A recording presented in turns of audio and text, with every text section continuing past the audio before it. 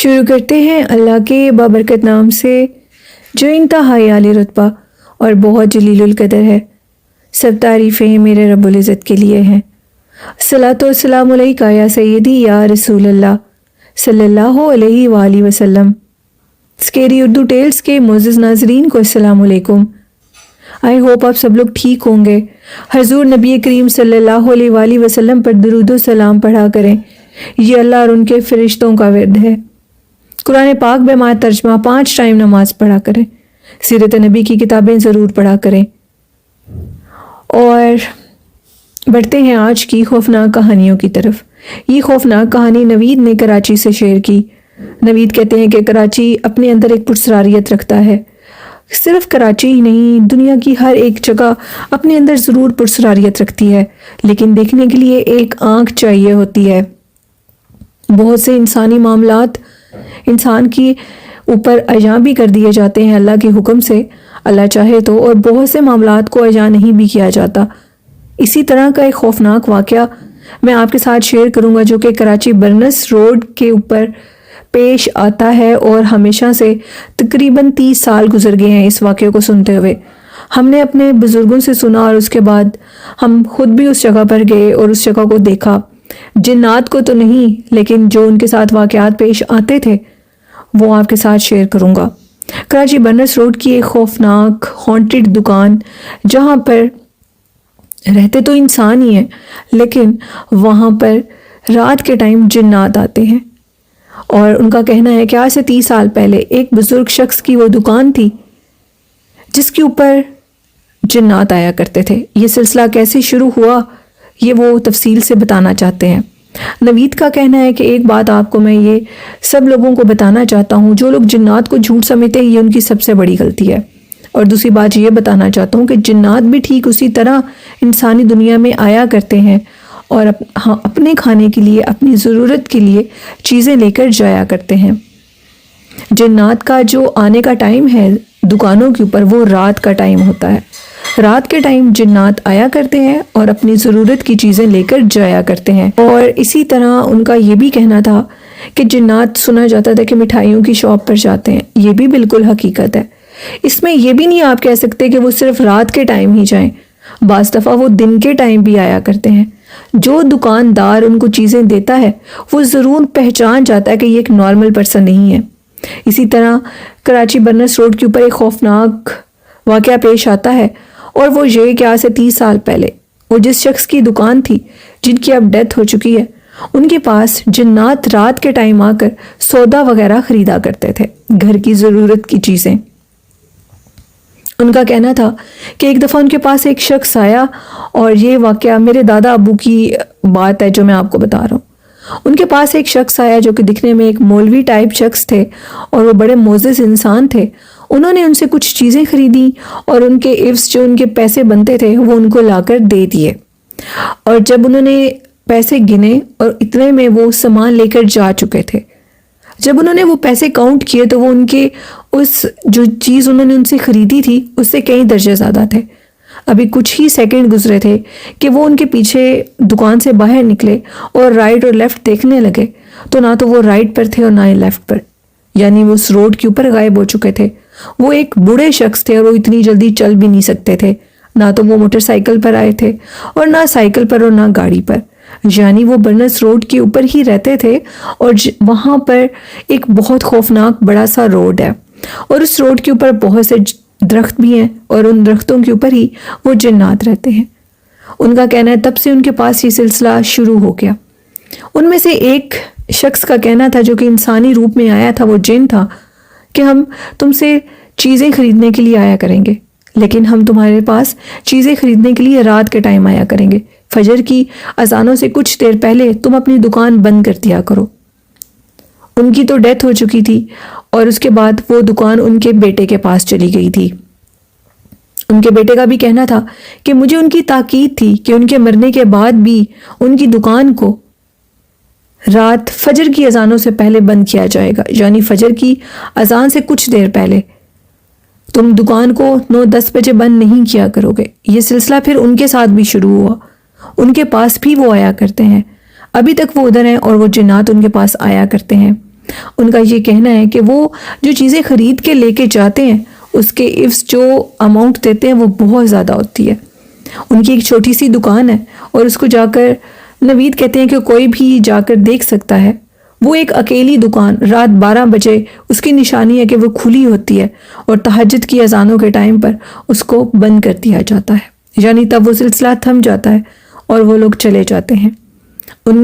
جو شاپ والے ہیں ان کا یہ کہنا ہے کہ یہ جو قریبی درخت ہیں انہی پر ان کا ٹکانا ہے, ان کا بسیرا ہے.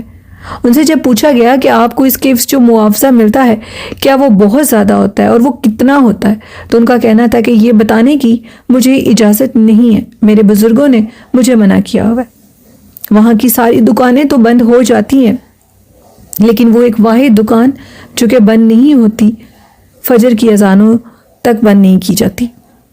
ان کا یہ بھی کہنا ہے کہ جنات اگر کسی دکان پر چیز لینے کے لیے جاتے ہیں اور ان کو اس کی دکان کی چیز پسند آ جائے تو پھر وہ اس دکان کے علاوہ, اس جگہ کے علاوہ کسی اور جگہ پر نہیں جاتے. وہ جنات نقصان نہیں پہنچاتے. ان کا یہ بھی کہنا تھا کہ اب ہمیں ان سے ڈر نہیں لگتا کیونکہ اس بات کو بھی کئی سال گزر چکے ہیں. اب ان سے خوف ڈر نہیں آتا اور وہ اپنی خریداری کر کے چلے جاتے ہیں. نوید کا کہنا ہے کہ میں نے خود بھی اس دکان کو جا کر وزٹ کیا اور جب میں ان کی دکان پر گیا اور جو ان کا بیٹا تھا وہ بھی اب کافی ایجڈ ہے, یعنی 55-60 کے وہ لگ بھگ ہوں گے. اور میں نے ان سے جب پوچھا کہ وہ جب آپ کی شاپ پر آتے ہیں اور آپ کو یہ پتہ ہوتا ہے کہ وہ جن ہے تو اس ٹائم آپ کی کیا فیلنگس ہوتی ہیں, تو ان کا یہ کہنا تھا کہ مجھے بالکل بھی ڈر نہیں لگتا کیونکہ وہ بھی اللہ کی مخلوق ہے اور ہم بھی اللہ کی مخلوق ہے. ہاں میں اپنے اوپر آیت الکرسی چاروں کل کا حصار ضرور کرتا ہوں, لیکن ان کا یہ کہنا تھا کہ ان کے والد صاحب کو بھی اور ان کو بھی آج تک ان جنات نے کبھی تکلیف نہیں دی. وہ آتے ہیں اور بات بھی کرتے ہیں لیکن ان کا جو بولنے کا انداز ہے, جو دیکھنے کا انداز ہے وہ بالکل نارمل انسانوں کی طرح نہیں ہے. ان کا یہ بھی کہنا تھا کہ جب وہ شاپ کے اندر آتے ہیں تو سب سے بڑی نشانی ہے کہ کندھے اور سر بھاری ہو جاتا ہے, جس سے یہ معلوم ہو جاتا ہے کہ یہ ایک نارمل پرسن نہیں ہے بلکہ یہ کسی اور چیز سے تعلق رکھتے ہیں, یعنی کسی اور قبیلے سے جو کہ جنات کا ہے. نوید کہتے ہیں کہ میں نے جب اس شاپ کو رات کے ٹائم دیکھا, اپنے دوستوں کے ساتھ گیا تو واقعی وہ کھلی ہوئی تھی اور ان کے مالک سے ساری بات پوچھی. انہوں نے بہت کچھ بتایا. ان کا یہ بھی کہنا تھا کہ وہ جنات اکثر جب وہ مجھ سے کچھ چیز لے کر جاتے ہیں اور ان کو میری دکان کا سودا جب بہت زیادہ پسند آتا ہے تو وہ معاوضہ تو دیتے ہیں لیکن اس کے علاوہ بھی وہ بہت سی اور چیزیں بھی میری شاپ کے پاس رکھ کر چلے جاتے ہیں, جس سے مجھے اندازہ ہو جاتا ہے کہ یہ انہی نے ہی رکھی ہے اور یہ کام اکثر ہوتا ہے. اور یہ نوید کی کہانی تھی. نوید کہتے ہیں کہ ایسے بہت سے پرسرار واقعات ہیں کیونکہ میں کراچی میں رہتا ہوں اور کراچی سے ریلیٹڈ میرے پاس بہت سی سٹوریز ہیں. کراچی ایک قدیم پرانا شہر ہے جو کہ لگ بھگ ایک پورے کراچی ایک کو وہ کہتے ہیں کہ ایک آپ منی کنٹری کہہ سکتے ہیں, وہ اتنا بڑا ہے اور اس میں بہت سے واقعات ہیں, بہت سی پرسرار خوفناک کہانیاں اپنے اندر چھپائی رکھی ہیں اس کراچی نے. اگر ان کو ایکسپلور کیا جائے تو سننے والے حیران رہ جائیں گے. تو نوید کا یہ کہنا ہے کہ ان کی سٹوری آپ کو کیسی لگی, اپنا فیڈ بیک ان کو ضرور دیجیے گا اور نوید اس طرح کی اور بھی خوفناک کہانیاں ضرور شیئر کریے گا. اور بڑھتے ہیں آج کی نیکسٹ خوفناک کہانی کی طرف. یہ کہانی میرے ساتھ سعدیہ نے شیئر کی اور سعدیہ کہتی ہیں کہ میں اسلام آباد میں رہتی ہوں. میری سسٹر پچھلے سال باہر کے ملک سے آئی ہوئی تھی اور ہم لوگ چھٹیاں گزارنے کے لیے مری کی طرف نکل پڑے. ہم جیسے ہی مری کی طرف گئے اور جس ہوٹل میں ہم لوگوں کا قیام تھا وہ ہوٹل مجھے کچھ ٹھیک نہیں لگا تھا. جب بھی آپ کسی ناردرن ایریا کی طرف جاتے ہیں تو وہاں پر یہ جو ہوٹل وغیرہ ہوتے ہیں یہ اکثر بھاری ہوتے ہیں. میری سسٹر اور اس کے بچوں کو بہت زیادہ شوق تھا پرفیوم خوشبو لگانے کا. میں نے ان کو یہ تاکید کی تھی کہ ان علاقوں کی طرف اگر آپ لوگ زیادہ پرفیوم خوشبو تیز لگا کر جائیں گے تو جنات آپ کی طرف اٹریکٹ ہوتے ہیں اور آپ کو بھاری نقصان بھی دے سکتے ہیں.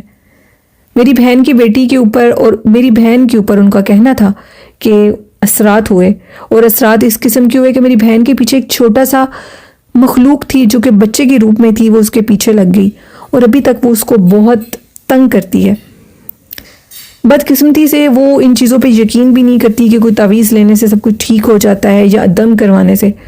تو ان کا یہ کہنا تھا کہ ان کے پیچھے جو چیز لگی وہ ایک بچے کے روپ میں تھی، اور اس نے ان کو اتنا تنگ کیا، اتنی تکلیف دی. پہلے تو ان کو دورے کی کیفیت رہتی تھی، ان کی آنکھوں میں سے آنسو پانی نہیں رکتا تھا، وہ بے ہوش ہو جاتی تھی اور ان کی آنکھیں سٹل ایک جگہ پر ہی رہتی تھیں.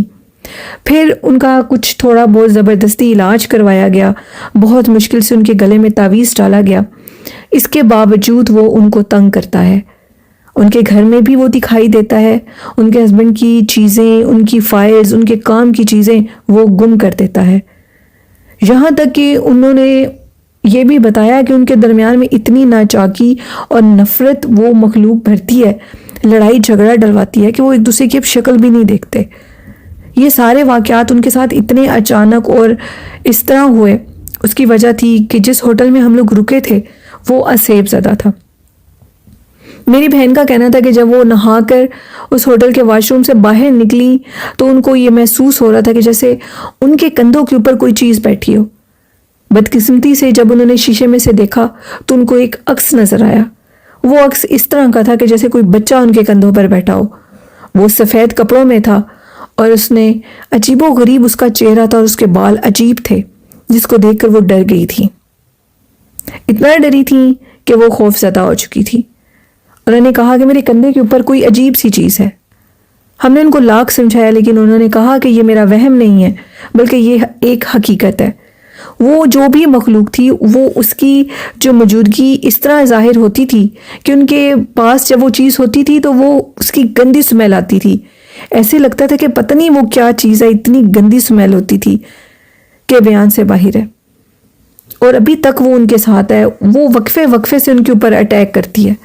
اکثر وہ تعویذ پہن لیتی ہیں، اکثر تعویذ اتار دیتی ہیں، اور جن دنوں میں وہ اتار دیتی ہیں ان دنوں میں وہ ان کو بھاری نقصان دیتا ہے. ان کو بہت سمجھایا جاتا ہے کہ آپ تعویذ نہ اتارا کریں، یہ مخلوق آپ کو نقصان دے دے گی، لیکن شاید وہ کسی کی نہیں مانتی. اور جو کسی کی نہیں مانتا، خود غرض ہوتا ہے، خود سر ہوتا ہے، وہ انسان ہمیشہ نقصان اٹھاتا ہے. تو یہ ایک چھوٹی سی کہانی تھی سعدیہ کی جو کہ انہوں نے اسلام آباد سے شیئر کی. تو لسنر یہ آپ لوگ بھی خیال رکھا کریں، آیت الکرسی چاروں کل تو ضرور پڑھا کریں. اب خوشبو تو سب لوگ لگاتے ہیں اور لوگ نہیں سمجھتے ان چیزوں کو. یہ آج کل ایک ٹرینڈ بن گیا ہے، ایک سٹیٹس بن گیا ہے، اور جو چیز ٹرینڈ اور سٹیٹس میں آ جائے تو اس کو لوگ نہیں چھوڑتے، چاہے اس کے بدلے وہ کوئی بھاری نقصان بھی کروا لیں. تو اللہ پاک سعدیہ کی بہن کو صحت دے، اور اس طرح کی چیزوں سے، مخلوقات سے بچنے کا بہترین حل ہے کہ باوضو رہیں اور حصار میں رہیں. اللہ پاک بہت سی مصیبتوں سے بچا لیتا ہے. یہ تھی آج کی خوفناک کہانیاں. آپ لوگوں کو کیسی لگتی ہیں میرے چینل کی کہانیاں؟ اپنا فیڈ بیک دیا کریں. والدین جیسی خوبصورت نعمت کی قدر کریں، ان سے محبت اور پیار کریں. چینل کو سپورٹ کریں، چینل کو سبسکرائب کریں، اور اپنی ہوسٹ نیلم کو اجازت دیجیے. دعاؤں میں یاد رکھیے گا. اللہ پاک آپ سب کا حامی و ناصر ہو. اللہ حافظ.